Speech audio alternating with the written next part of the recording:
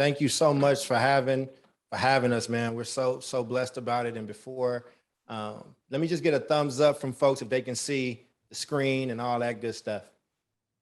All right, cool. Before we start, I just want to go over what we're going to do. We're just going to do some quick introductions. I'll go last, but I want to first introduce one of our amazing students, one of our amazing agentic leaders in our Oakland cohort, Miss Daysi Perez. Daysi, why don't you just say a little bit about yourself before we start, and then Marquise, you're up next. You're on deck. Good morning, everyone. My name is Daysi Perez. I'm from Oakland. I go to Aspire Golden State here in Oakland, and I am a Latina and a proud Latina from immigrant parents. That's what's up. And then we have our program manager in Oakland who's just been magnificent. And, I've had to do a lot of this work alone for a long time. And this brother led the Oakland cohort last year. He's an amazing educator. I'm going to stop talking about him and let him talk about himself a little bit. Mr. Marquise Evans. Yes, sir. Blessings, everyone. I'm Marquise Evans. I'm originally from Warner Robins, Georgia. I'm currently the 5th through 8th financial literacy teacher at Bridge Academy in West Oakland. And I'm also the program manager for Energy Converters. And I had a blessed opportunity of leading this previous cohort in this research.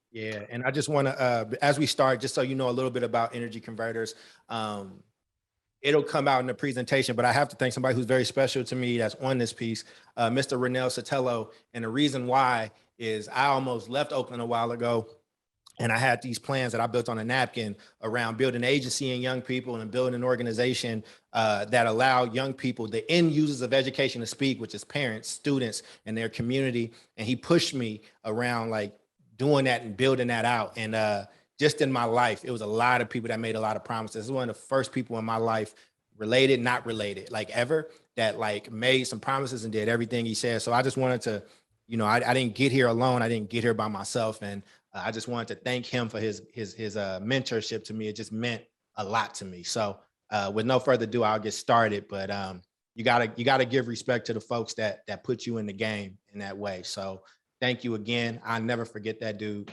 So let's go ahead and jump in. It's going to be pretty straightforward, but we're talking about finding agency and literacy. And what we wanted to really just talk about is, before we even get to the literacy talk around what's happening in our community, there are some things we got to understand first, and our young people helped illuminate that. So one, welcome to Energy Converters Oakland. We got the good, A's colors for you while we still got the team. May not have them forever. So y'all better use these colors and likenesses while we can. RIP to the Raiders and to the Warriors from being from Oakland. So here's what we're going to do today. And we know what's most special in these spaces is when we can have community and communication together. So we're going to get through this. We're going to kind of share our research, share how we did it. But the real golden magic is what we share together with you all. And so we're going to open it up for some discussion and ask questions throughout. They're going to help us kind of sift through those questions and get them to us. But don't be shy. Like, I grew up in a Black church. I'm used to hearing back from people in the moment. So we'll be looking at that chat room, but we got to build a family. This is around our Oakland community. So don't be shy. This ain't the time, but we are really, truly facing a crisis in our city and across our state and in our country. And the only way to fix it is for us to have real conversation about it. I am not, you're going to learn a lot about me. I'm a very direct person. I do not do a lot of polish. We're going to have some real conversation. That's how I work with our young people. That's how I work with my staff. And if you ain't here for some real conversation, then it's the wrong room for you.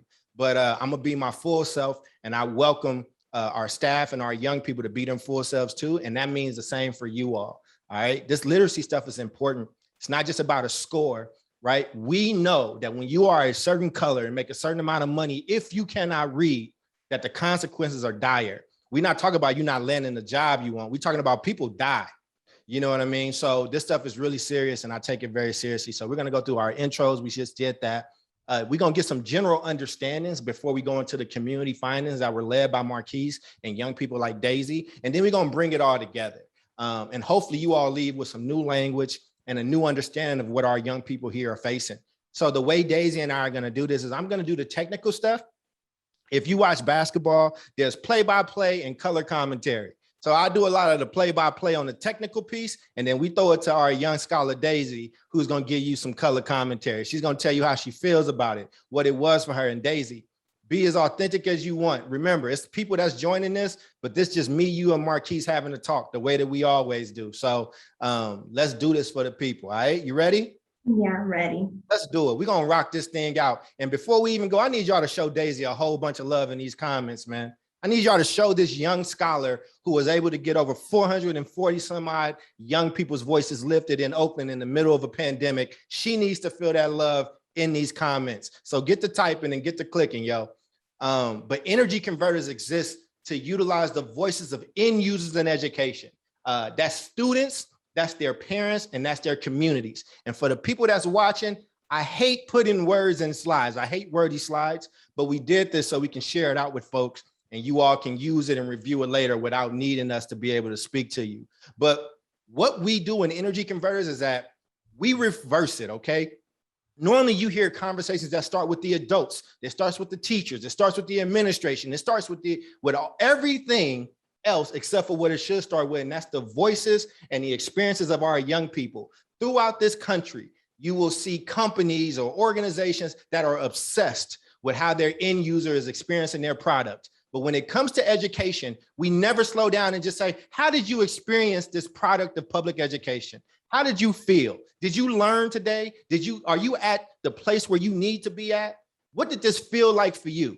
You know, I can't buy a stick of gum off of Amazon without getting a survey sent directly to me about my experiences. But for some reason in public education, we don't start with students, their parents, and their community and how they're experiencing the product, right? So that's what we're gonna do. That's what we prioritize, and we build their power and their agency through education. Now, it's okay if you don't know what that term means, because we're gonna define it. I wanna throw it to our young scholar, Daysi. Daysi, what does energy converters meant for you as you went through this year's cohort? Energy Converters to me was a place where I was able to lift up my voice and use my voice and express what I felt and what I needed. I feel like as a student, we spend most of our time just listening and being lectured by teachers, and teachers expressing what doesn't work or what does work for them in a classroom. But we don't hear from students as much as what works for them and what doesn't. And I feel like energy converters is something that allowed me to say personally what worked for me in the school and what didn't. And I was able to like raise other students' voices too and like help them. Awesome. Thank you so much. And then like we use this term agency a lot, or agentic. I usually have this is my self-determination shirt, my love language. Here's what we have. We built these little, my love language is agency. And the reason why we say that, agency is basically our community knowing what they need and knowing how to advocate and get what they need. All right. So it is saying that we're going to push our system to be better. We're going to always push on it, but we're not going to depend on the system that has failed us 5 years, 10 years, 50 years, 100 years. We are not going to solely depend on that system to do right by us. And I say this as somebody, and I know I needed to share this part, and I'll bring it in. This is why it's so important to me. I was born on the west side of Chicago in the same neighborhood as Fred Hampton Jr. and lived in the same community as him and Mamie Till. That's where Emmett Till is from. My grandmother and great-grandmother used to babysit that dude and Emmett Till and all that stuff. And then I moved and back and forth between Chicago and Kentucky. My parents had a drug addiction and were in and out of jail. And then we finally moved to Oakland when my grandmother passed when I was about 10 years old. And I went to Lafayette Elementary School. I went to 11 elementary schools across the country. And I remember my experience in education. The beauty in that is I got to see different types of how kids were taught in different places. When I got to Oakland, it was not up to snuff. And I had a really thick accent from Chicago and Kentucky. And they were going to put me in special ed, but they had to wait to the end of the week. And then on Thursday, it was read out loud day. And I stood up because when I lived in Kentucky, all they did was beat into your head, reading. And I read out loud, and I read better than everybody in the class. And then I was put into the GATE program. That's how flippant our education system could be. And had I been put on that track of being in special education versus the GATE program, I highly doubt that I would be Dr. Cole today. And so when you have a system that can be that flippant with no type of assessment, no type of anything, you have a need for agency in your community. We have to make sure that our students and their parents are agentic. And what that means is there's a nice long definition from my book that you can look at. You will have these slides. We'll make sure you have it. You can read that. But it means students know what they need. They know how to demand what they need. They have a sense of what is and what is not quality.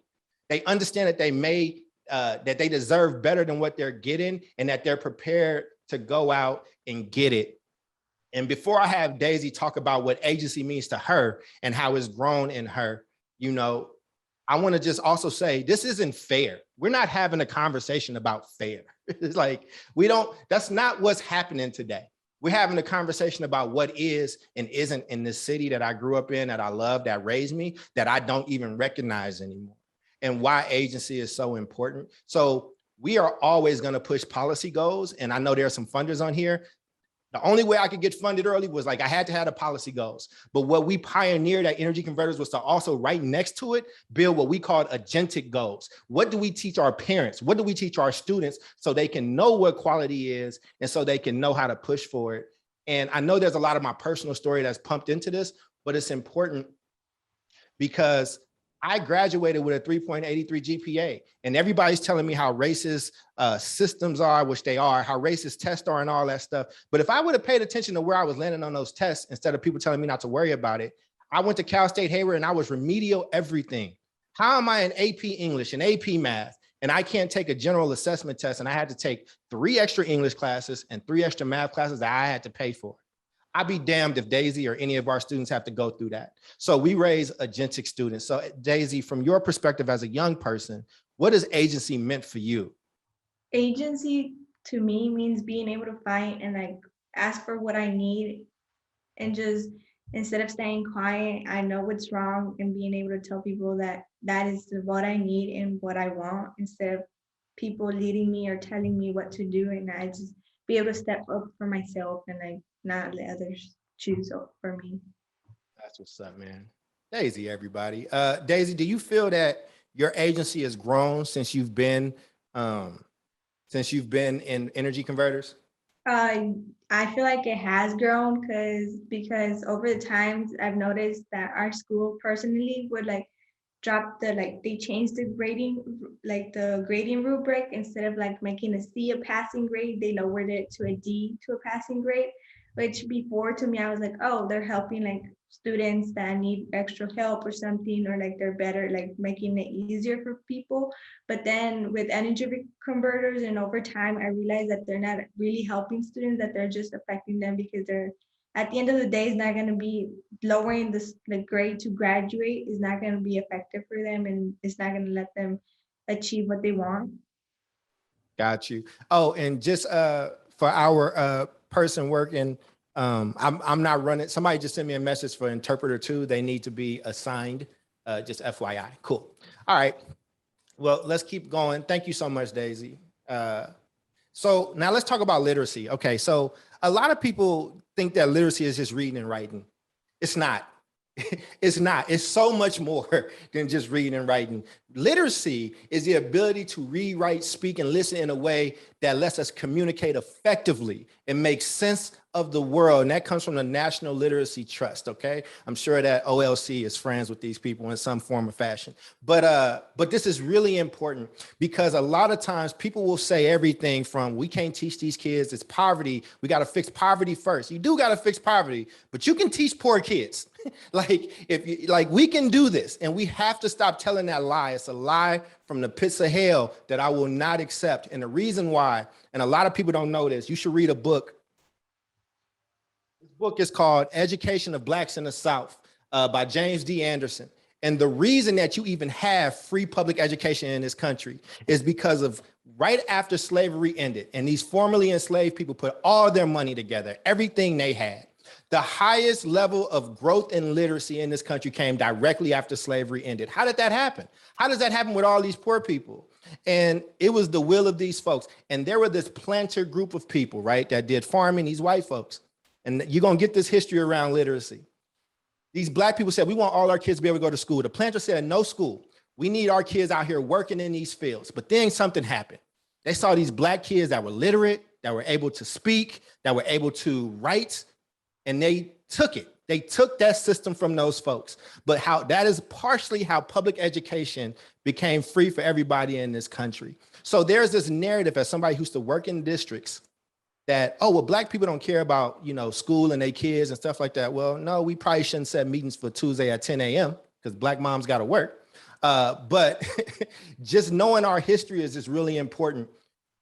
You can't be a literate slave. That's what was said very, very often then, right? So when we talk about literacy today, I just want us to understand that there's more in it to being able to just read and write. Is being able to actually use what you're reading and writing. So one simple question that I would ask students and their parents, do you know what grades your child is reading on? Do you know what that proficiency is? And do you know that I travel this country, y'all. The majority of people, parents that don't work in education, they say, well, my kid got an A in English, so my kid should be proficient. No, that's not true, right? I told you I had a 383. I wasn't proficient in nothing. And so what we've been trying to do is make sure parents are asking the right questions. Hey, what grade is, what is my child proficient in the stuff that you taught in your class? Hey, are you, what's the standards? Where are we kind of falling on that stuff? And then when parents don't get the answer they deserve, we train and teach them to, one, tell your principal that your teacher ain't got a plan. But two, we then go online and we'll find some online assessments and we'll do multiple of those folks and kind of even it out so parents can work on literacy at home with their kids. When we talk about literacy with you, Daysi, what does it mean to you when you start hearing about, like, actually, man, it's a high percentage of brown people and a high percentage of Black people who are not literate in this country? Like, what did that make you feel when we started to broach those conversations with our cohort? For me, it kind of made me feel mad because I feel like everyone has the right to know how they can use literacy and how to use it for their own benefits, and being able to communicate such as parents, like you said, being able to understand their students' classes and everything. Because I feel like the most important thing that our community needs is equity, not equality. Because I feel like in some places parents are really informed about how to read stuff, and for school, while in brown communities or Black and brown communities, students don't really know what their students need. Mm-hmm. Thank you so much, man. Y'all better be sure. I ain't looking at the chat right now, but I know when I do look, it better be all kinds of love for this young scholar right here in these streets. And I wasn't able to join everything yesterday, but I did join my OGs. Kareem Weaver is like a mentor of mine. He's a friend, and he's somebody he loves literacy like I learned literacy. I learned a lot of this stuff from him, man. So, I hope that you all have just been enjoying this stuff. But literacy, man, it's a bedrock that is tied to our liberation in this country. You know what I mean? Like it is so important. And when you can see a connection between low literacy rates and who's in jails, when you can see a correlation between low literacy rates and who's dying early, when you can see a correlation between low literacy rates and who's poor and who's not in this country, it's something that everybody should be talking about. And we want to just make sure y'all got some language for it. So again, we focus on the end users of education, all right? That's students, their parents, and their community. That don't mean I don't love administration. That don't mean that I don't love teachers. That don't mean that I don't love the people at the top that got to make decisions. I used to be one of those people.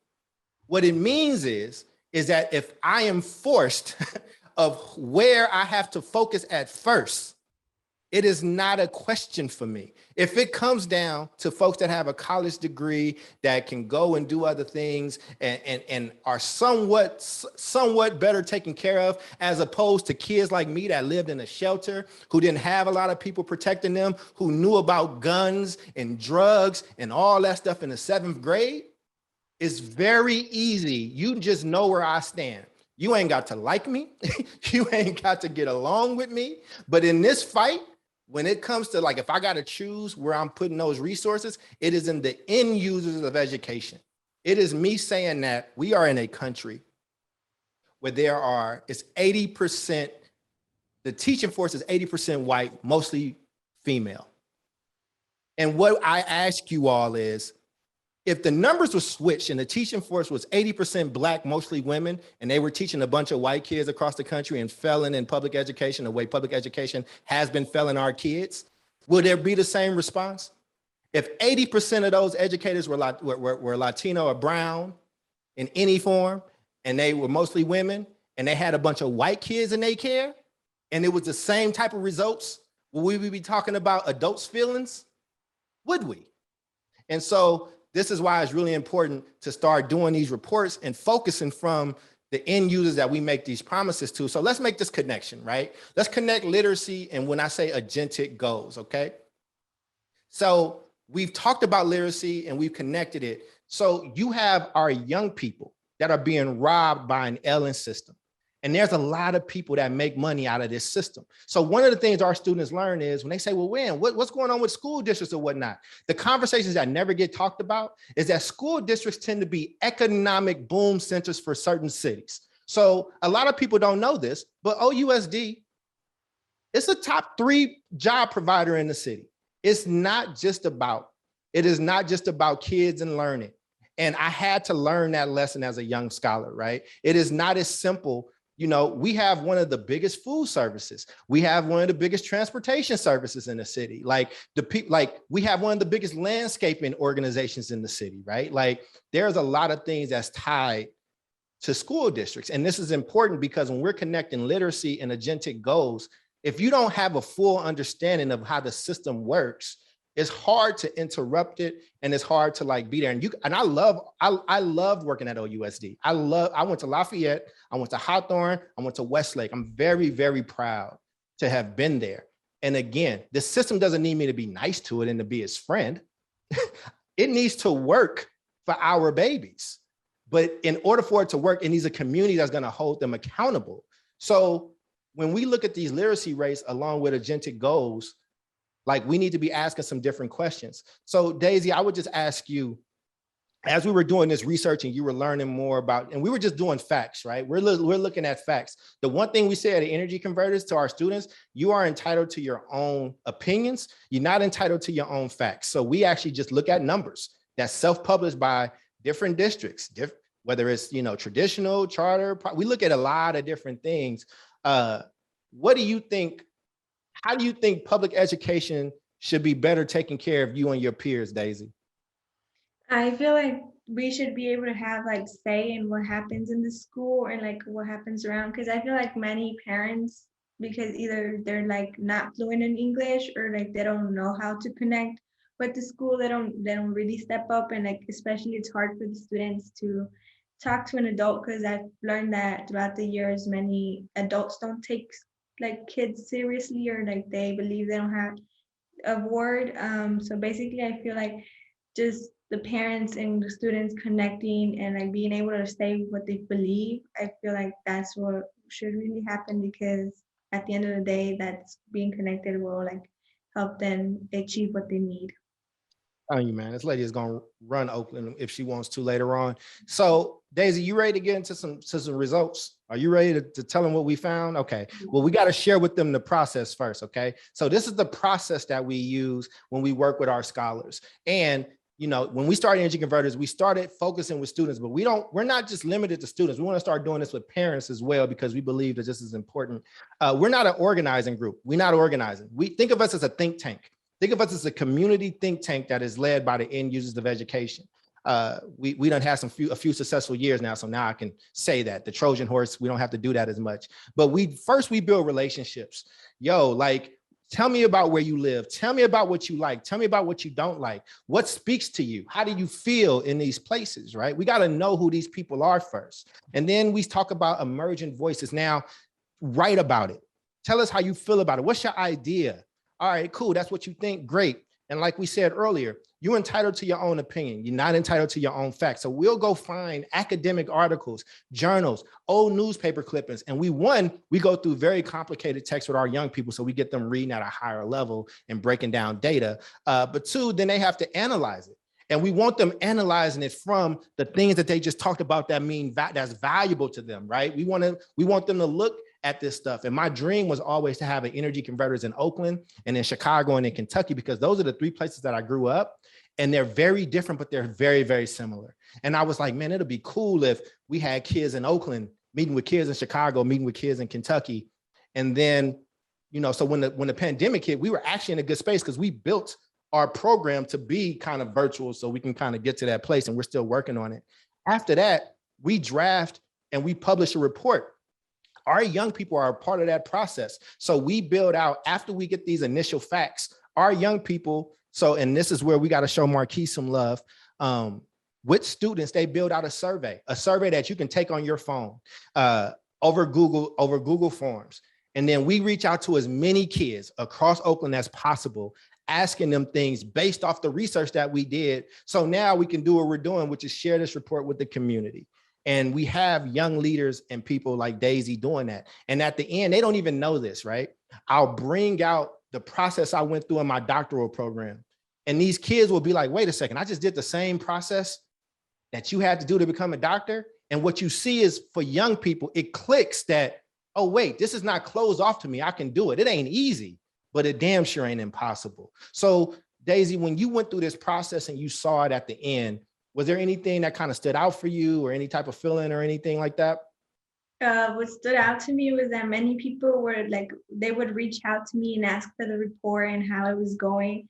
Because I feel like having this report is something new for a lot of people. Like, you don't usually hear from like kids' voice. So basically just having something that they created, and it's like you could share with the community and like learn about like everything that is happening around. I feel like that like really changed everything.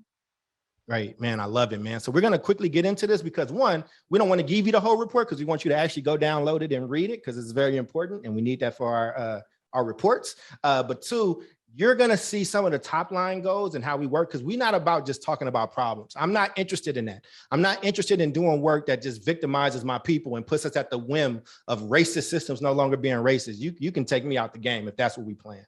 I am building an organization with folks and doing this work with young people in Marquise so we can be the architects of our own liberation. And I want them to know, and this is a skill that they'll carry on into adulthood. So first, you got to know what A through G is, because this is what we're focusing on, right? And A through G is basically the sequence of classes that you need to take and pass with a C or better in order to be eligible for our UC and CSU system. It's one of the largest public university systems in the country, in the world, right? And what's happening is that we actually are having higher graduation rates, but it ain't correlating with what the A through G is. You know what I'm saying? And this is just really important because I see a bunch of reports all the time. Look, this is how many Black kids tech graduated. This is how many Black kids this school graduated and that school. And all I be saying is like, yo, I need you to go one step over. And the reason this is so important to me is my best friend in the world. He's like a brother to me. His name is Will. I was a year ahead of him and I graduated, and I went to Cal State Hayward, now East Bay. And he got his grades up. He was a year after me. He was on college campus with me that whole year. Hey, man, I want to go here with you, bro. Got his GPA to over a 3.0. Graduates, applies. You know, and this is a time you are promised a spot at a CSU if you qualify. He couldn't finish the application because his A through G wasn't right. And he graduated in 2002. You know what happened the year before? 9/11. So instead of my brother being with me on a college campus, doing things that young people should do on a college campus and making mistakes, my brother did 2 tours in Iraq and 1 in Afghanistan. Like, this has actual consequences that can lead to lives lost. And by the grace of God, we got him back. But he made a lot of friends there that died on them front lines with him. This is why this is a problem. This is not an issue of money. We're talking about an issue of will. So let me just give you some tacit information really quickly. So the number in brackets is the cohort. In 2019, 2020, Oakland, and this is no shade to none of these schools, but I'm gonna give you the facts, and whoever don't like it, hey, do what you gotta do. But they had 127 Black seniors at the start of that year, and 114 graduated, right? That's beautiful, right? That's great. 53% of that cohort left that school A through G eligible. Skyline has 103 Black seniors that year. 85 graduated. 46% of that cohort left having completed A through G. And then Dewey is the 3rd largest holder of Black seniors in the city. I just want us to like let that sit for a minute, because I think one of our next reports is going to be about push out, and it ain't just charter schools. Everybody pushes out Black and brown kids. And this is evidence, right? The third largest holder of Black students in this city, they had 69 Black seniors. 24 graduated, obviously none with A through G, because it was a continuation school focused on getting you through. Oakland High has 62, 56 graduated, but only 45% of those kids graduated having A through G. Come on, man. When I look at that chat box, this stuff better be lighting up. Let's look at our Latino students. 184 seniors, Latinx seniors at Castlemont, 91 graduated. 44% left that school, having met A through G. Fremont had 172 cohort that year. 105 graduated, 67% had A through G. Oh, and look at this. The third largest cohort of brown kids, of brown seniors, is at what school? At a continuation school, where they had 170 Latinx students, brown students. 57 graduated, 2% left with A through G. So, Daysi, I need to tee up the question, but let me do it to keep us rolling. I mean, when you see these numbers, one, did you know about this rate beforehand? And two, how did it make you feel, especially when you read the brown section? For me, I feel like I didn't really know about it. I knew it was a problem in our community, but I didn't know about it before. And after seeing the numbers, especially because a lot of the surveys was like people I knew close to me or like programs I had attended. And after seeing like all this information, like it really made me like heat up inside, because I was like really mad about the numbers, because I'm like, I see the brown numbers and the Black students numbers, and I can't like find it like that it's possible for somebody to just like not help our students out, because like it's like our students are not getting the support they need to be able to succeed. Man, and sorry, I mean, it's very personal to me. Like I said, that's why I shared the story of the personal piece. This ain't just about numbers, right? It ain't just about like, oh, this is gonna look nice on the test. You know what I'm saying? Like, again, the consequences ain't just that people don't get into the school they want to go to. Some of these people will die. You know, me and my brother just met up because his son is going off to the service, but that's what he wanted to do. But I looked over and he was crying, and it was just like, man, he said, Charles, do you understand that most of the people we grew up with, more than half of them are in jail or dead? They can't be in Vegas with us right now. Like, this is a very real thing.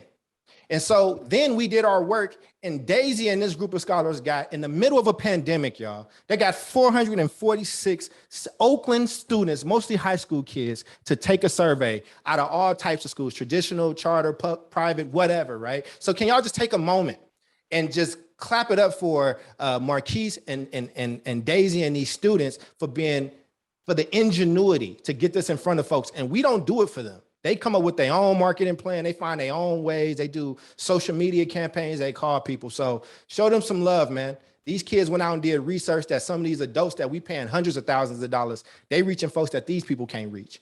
So here's what we learned. We asked these kids, these young people, these scholars. I know they don't like being called kids, but I miss being a kid. I'm sorry, y'all. I know we got to fix our language, but be a kid as long as you can. Anyway. We asked these young people, did they know what A through G requirements are? 50% of these kids said they didn't even know what that was. They didn't even know what it was. And if you do know, are you A through G eligible? Only 37% said I am. And of that, we said, so do you know how to check your transcript for yourself? Because I had to do this when I was in high school. I had to do it on my own.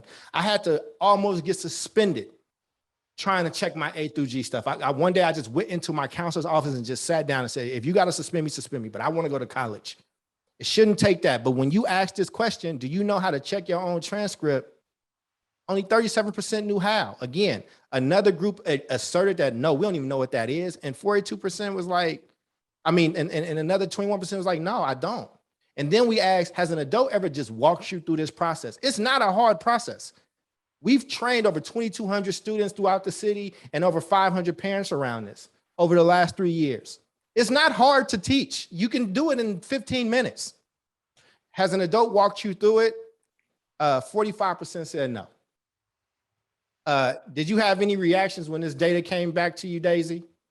Yeah, like again, I was just mad about it, and I was upset about it because as a senior right now, I feel like all this reflects what is happening to my peers right now. Like many of them are learning just now how to read their transcript and are realizing that they're not A through G eligible, and they're trying to.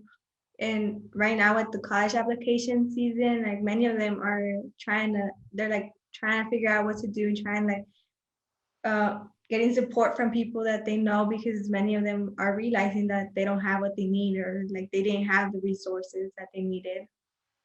Man, it's crazy. And then this last one, and I won't stay on this for too long. You got to go read the report, but we had other findings too.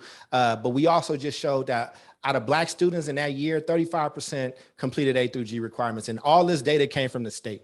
All this is public data. This is all stuff you can go find. That same year, 47% of Brown students finished having their A through G stuff met. And we asked students about how they were prepared. We asked them if they had student voices. And we also asked them if they wanted to be involved more in the process. And many students said, yeah, if they felt that they'd be a priority. But they looked at that board meeting and they said, man, I ain't getting involved in this stuff, man. This pettiness. I'm not doing that. I'm not getting involved in this traditional charter fight. Our kid, you know, I mean, we got kids that come from both charter and traditional schools. And you know what? They got friends that's in different type of schools. They're not fighting that fight. They don't care. They just want the best education. And so we put our policy recommendations right next to our Agentic recommendations. And one of the things that we came up with was the Dump the D piece, which was in partnership with Families in Action and State of Black Education in Oakland. And basically, Dump the D is not an excuse to lower the bar. On the contrary, it's an opportunity to raise the bar on our system. And by saying that, treat that D like it's an F. Like, notify parents early when their kids is in danger of getting a D as a grade, because we know how detrimental. Do you understand in Oakland it's better to get an F than it is to get a D? Let me tell you why. And this goes back to when I was a student. If you got an F, you could get into summer school because you failed the class. If you got a D, you had to know some people, you had to know how to navigate it, you had to know how to go do dual enrollment or something at a community college, because you're not prioritized because technically you passed the class. Tell me if a system is or ain't broken, if it's better to get an F than it is to get a D, right? So anyway, we're about to go into a discussion piece because we just talked about some stuff, and Alia, hopefully, and I'm sorry, I know I probably said that wrong.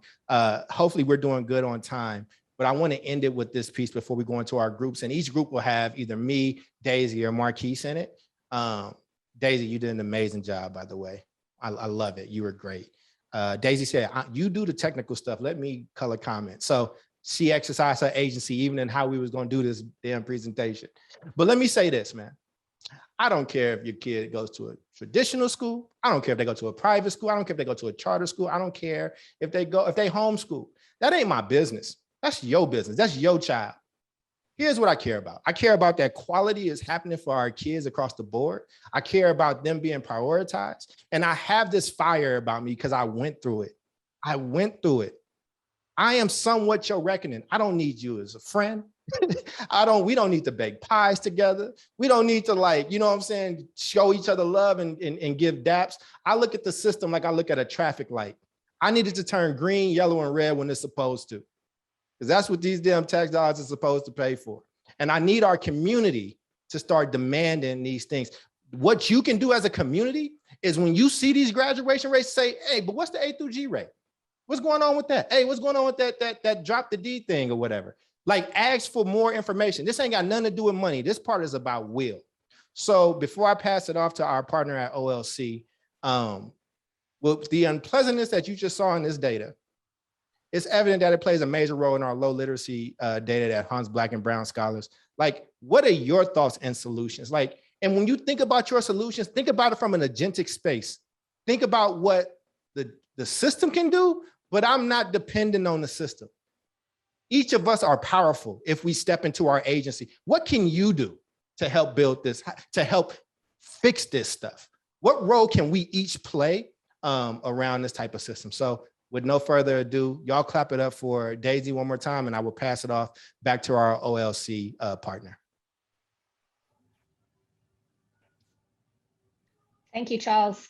If you needed a wake up this Saturday morning, this should definitely do the job. So we're going to, as Charles mentioned, we're going to move into breakouts, and we're doing really great on time, Charles, so we don't really need to rush now. But before I start to move people into the breakout sessions, what I'd like to ask is if you are requiring Spanish translation, if you've selected that, please do not accept the invitation to move into the breakout room. Once that comes up on your screen, stay in the main room. We'll be in the main room with our amazing interpreters who are here with us, and that way we'll be able to get through that with our interpretations as well. The question is down in the chat box here for you. And as Charles mentioned, you'll have one of the 3 Energy Converters crew in your session as well to be able to moderate that. We'll give it about 10 minutes. So please accept once that comes up on your screen.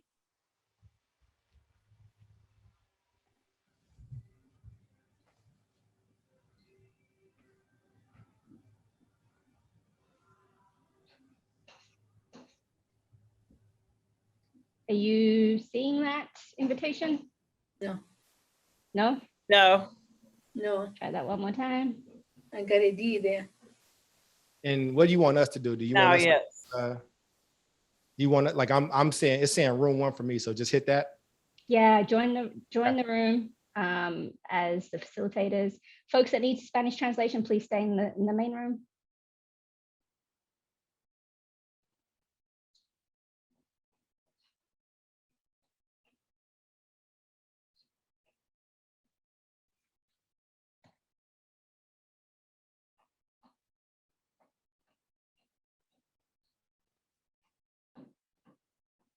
Okay. Doesn't seem like we have anyone. I think it's just us and the interpreters in the main room. Is that correct?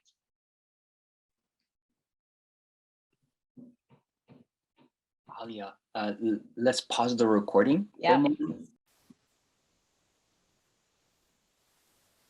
Welcome back, everybody. It looks like maybe is this everybody? You know, lost some people, but it's all good. Next year we got to try to get on that main one because my OG had like 70 people in his session. But I think everybody needs to hear this. Before we open it up, the last thing I'll say, and I say this ever since our first cohort, we did this the first year and we had a funder come in who we love and she was great. But she asked the student, she said, this is an amazing report. And she said, so what are you going to do next with it? And one of our young people from the first cohort ever, who I love to this day, he said, with all due respect, ma'am, I'm 17 years old. I go to school. I'm in school and we've been doing this research for 6 months. You make 6 figures, as does your partner. What are you going to do with this report? And I just want to make sure I lead with that because, again, I think a lot of times people expect us to be the people that's going to bring 100 kids to the board meeting and show up and read scripts. And if our kids decide to do that, we'll support them. But that's not what we do. What we do is we dig into these numbers and we build the agency and self-determination of our folks through this stuff and give out our report. So hopefully I would love to just hear from each group just some of the major takeaways. And Marquise has not had a lot to say in this piece, but Marquise, I'll let you, how about you just lead this part with each group to kind of see where folks landed. Yes, sir. So I know for my group, basically we discussed just basically about expectations, having high expectations. And I can actually pass that to Ms. Celine if you would like to speak on that about what we discussed in our group. Yeah, just we were kind of sharing about and thinking about how one, our students are not being exposed to A3G requirements super early on. Sometimes they're finding out in their final years of high school when now they have to play catch up. And another thing that really came up in our group was thinking about when our students are being tracked. Sometimes they're they're asked, do you want to go to a 4-year college, or do you want to take a vocational route, or you're going to go to a junior college when they're 14 years old and then their freshman year of high school, and then they get tracked in that way. And then they get to be seniors and they're well, actually, now that I've had 4 years to kind of explore, I've had they've been part of programs or clubs. And a lot of the work that we do at Girls Inc. is we introduce our girls to all of these things, so they might change their mind, right? But the thing that's hard is if we're setting up and tracking our students into these routes where then it's like, oh, I actually don't want to go to vocational school. I want to go to a 4-year school and I have the grades and stuff, but I didn't meet all my A2G requirements because I was tracked in a way. So it's like setting up our students so that they can access like the highest level and then make the choice from there, right? Versus putting them in a situation where they're in a position where they have to do a lot of back work to get to that other level. It's like, let's give them all the tools, resources where they can access like the top, and then from the top they can make that choice, which is not what's happening often. And seeing the numbers, which is super debilitating. And then we also talked about like keeping consistency with teachers' expectations. And Marquise was sharing an example of like students sometimes just get passed on with a grade level for being basic needs. And then they get to another grade and a teacher is like, well, actually, you don't really know how to do any of this stuff. And then parents are like, well, my kid got passed with an A or things like that. But it's like, we need to have a consensus in education where it's like, it's not a bad thing that a student doesn't know how to do something. It just means we need to be teaching them differently. It means we need to be approaching the situation differently. It means providing more resources and pouring more into the student versus just being like, I want all of my students in my class to get an A and I want to look good too, right? It's like an ego for it's a ego thing for a teacher, right? It's like, oh, all of my students are reading at grade level, but what if they're actually not? And you just are actually putting kids further behind. Got it. Thank you so much. Oh, there was a group that did not have any of us in it. Y'all was kind of riding on your own. But for that group that was by themselves, what did you all discuss? Were there some solutions that you all came up with?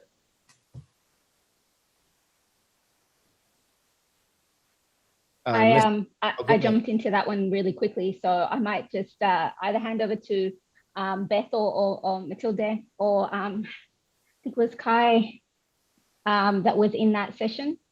Kyra.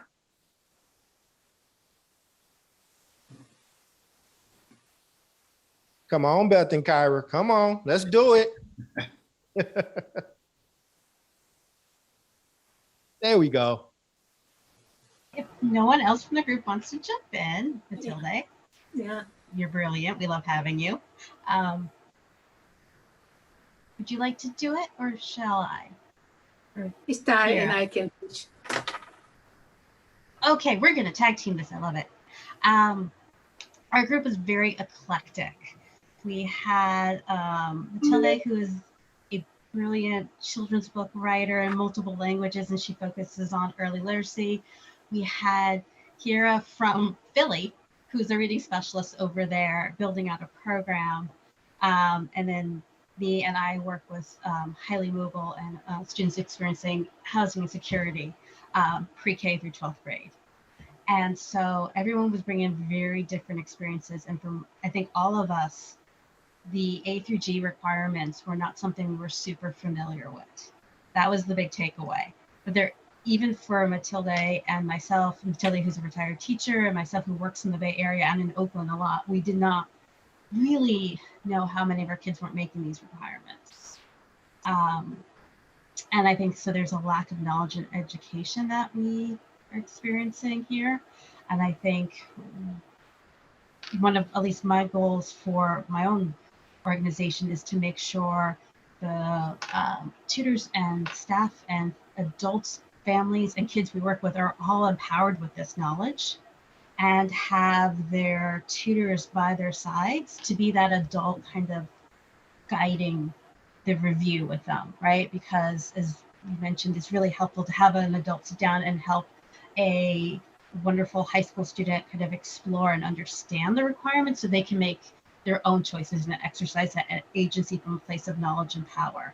So that's, I think, what we're looking at, is how to do that. And I can toss it over to Matilde now. Oh. Well, my focus is early learning. I worked for many, many years, Oakland School, Berkeley School, West Contra Costa, and I have different roles. I work as a resource teacher, and I've noticed that it's a big need for children's language acquisition. So working as a tutor and as an interpreter and as a translator, I find that we have to give parents voices. We have to give kids voices so they can find meaning. So I began to write books and also bilingual materials to help parents, to empower parents so they can help the kids at home. That's my key issue, to empower them. And I'm in my fourth book right now. And I was doing it in libraries and schools and many places, but now I'm just doing from home. Next week, I'm going to be in Latino Weeks, twice a week, in some of the school in Oakland, doing it from home, reading in their own language, and getting the most powerful things that Dr. Charles said, the critical thinking. The children ask what, when, how, where, and this is how they learn when they get an answer from that. This is how they enrich their brain. Critical thinking is very important. Kids' participation, engaging them, that's a key issue. And many of our kids, I'm Hispanic, many of our kids don't get a chance to talk sometimes. Right. And we have to give them voices. We have to come to where they are. Ms. Matilde, thank you so much. And I just got the note, I got the yank to just that pulls me off. I know we got to move over. I can hold from our group. Sorry, I know we don't have time. I want to just leave you all with this part. Just, blaming the system is easy because the system doesn't have a face. There's no system. There's nobody named system walking around, but we are all parts of this, right? And we have to take a collective accountability around this stuff. And just the first idea that our kids had that cost no money was putting a red, yellow, and green light on report cards and on transcripts around, if you got a D or lower in a A through G class, it just requires a signature from a parent that's with a warning. Hey, your kid may be in danger of not being A through G eligible. That was the first thing that we said 3 years ago. So I'm going to pass it to you, Alia, and thank you so much for having us. I'm sad that it's not as many people, but I'm glad for the people that are here. And I really hope we push this video afterwards because this is some valuable stuff. So thank you again for having us. Thank you so much. I'm very, very hesitant to have to kind of call this session to a wrap because it has been really energizing. I want to give a very big thank you to the Energy Converters crew, Dr. Charles, Daysi, Marquise, all of your hard work and all of the excellent work that you continue to do. We thank you for that. I also want to thank you guys as the participants, but before we wrap and before you leave, I've just dropped in the chat box, this survey for this session. Obviously, if you were to ask me, it's A's all around.